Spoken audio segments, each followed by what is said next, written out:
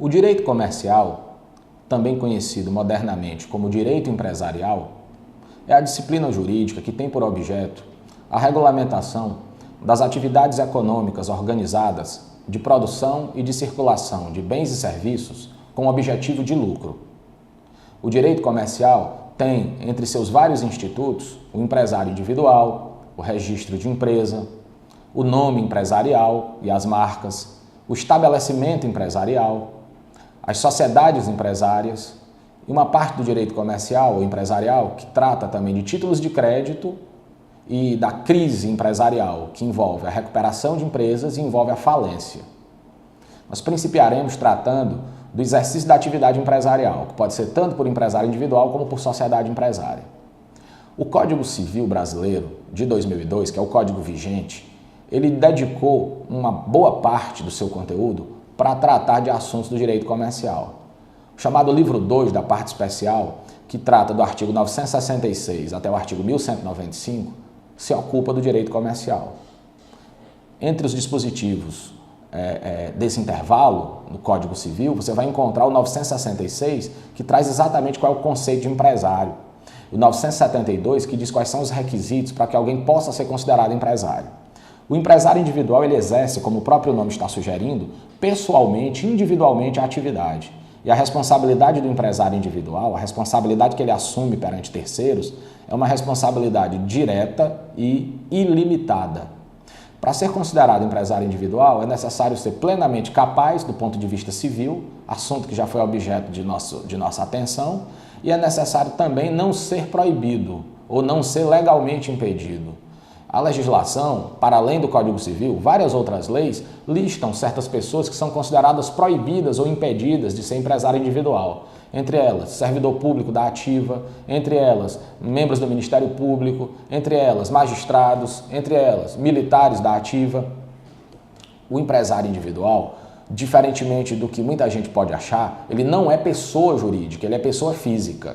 Apenas para fins tributários, para fins da legislação do imposto de renda, é que ele é tratado como se fosse pessoa jurídica, ou, melhor dizendo, ele é equiparado à pessoa jurídica. O fato que demonstra de maneira inequívoca que o empresário individual é pessoa física é o seu regime de responsabilidade. A responsabilidade dele é pessoal, direta e ilimitada, respondendo com todos os seus bens penhoráveis pelas obrigações que assumir. O empresário individual, ele deve se registrar, não apenas o empresário individual, mas também as sociedades empresárias devem se registrar. O órgão apropriado para esse registro é a junta comercial. O empresário individual, ele deve se registrar fazendo o arquivamento de sua firma individual perante esse órgão, que é a junta comercial. Cada estado e também o Distrito Federal possui uma junta. As juntas comerciais, elas integram o chamado Sistema Nacional do Registro de Empresas Mercantis, SINREM. O SINREM, ele é formado por um órgão central, DNRC, Departamento Nacional do Registro de Comércio. O DNRC é que fiscaliza e que coordena todo o sistema.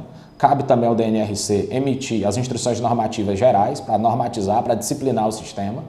E o SINREM, além do DNRC, é formado também pelas juntas comerciais.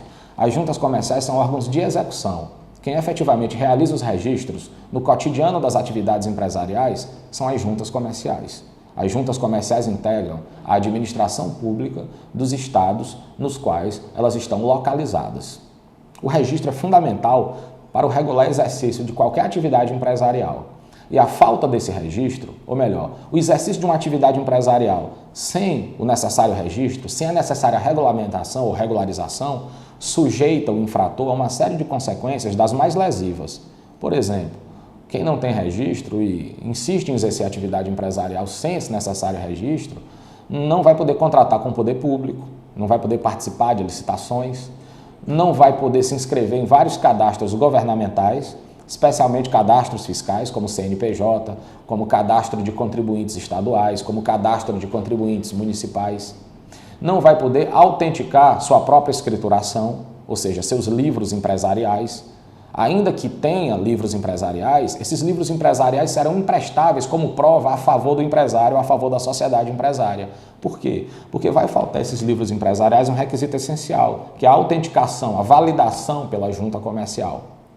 O empresário, a sociedade empresária sem registro, também não poderá requerer a decretação da falência do seu devedor.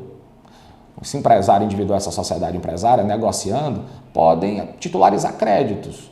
Créditos em face de outros empresários ou de outras sociedades empresárias.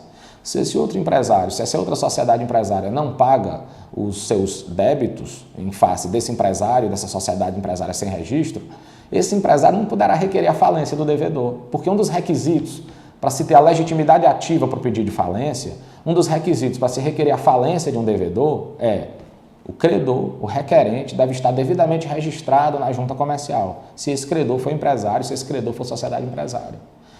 Impossibilidade de obter recuperação empresarial, ou seja, impossibilidade de obter condições mais vantajosas para pagar dívidas e evitar uma iminente falência, também é uma das consequências que decorrem da falta do registro.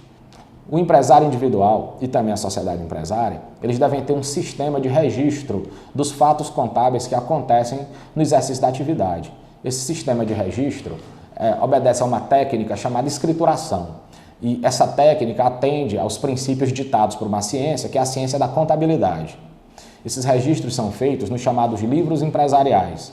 Livro diário, livro caixa, livro de registro de inventário, livro de entrada e saídas de mercadorias, entre outros instrumentos de escrituração. Esses livros, eles cumprem uma importante função. Na verdade, 3 importantes funções, quais sejam uma função gerencial, uma função documental e uma função fiscal. Função gerencial, porque funcionam como um importante instrumento para a própria organização do empresário, para o próprio planejamento do empresário, para a tomada de decisões por parte do empresário, da sociedade empresária. Função documental, por quê? Porque os dados contidos nos livros, eles servem como um poderoso instrumento de prova de fatos jurídicos, de relações jurídicas relativas ao empresário e às pessoas que com ele negociam. Não raramente, esses livros empresariais são utilizados, inclusive, como prova em processos judiciais, tanto a favor do empresário como contra o empresário, tanto a favor da sociedade empresária como contra a sociedade empresária. Por fim, merece realce a chamada função fiscal. É que os livros empresariais, eles servem de base para uma importante atuação do Estado. Que atuação? A atuação atinente à cobrança e à fiscalização de tributos. Os dados que constam nos instrumentos de escrituração, livros, notas fiscais, contratos, enfim, todos os documentos que compõem a escrituração e que servem de base para a escrituração do empresário e da sociedade empresária, eles são frequentemente fiscalizados e servem para a atuação do fisco na hora de cobrar e de fiscalizar os tributos.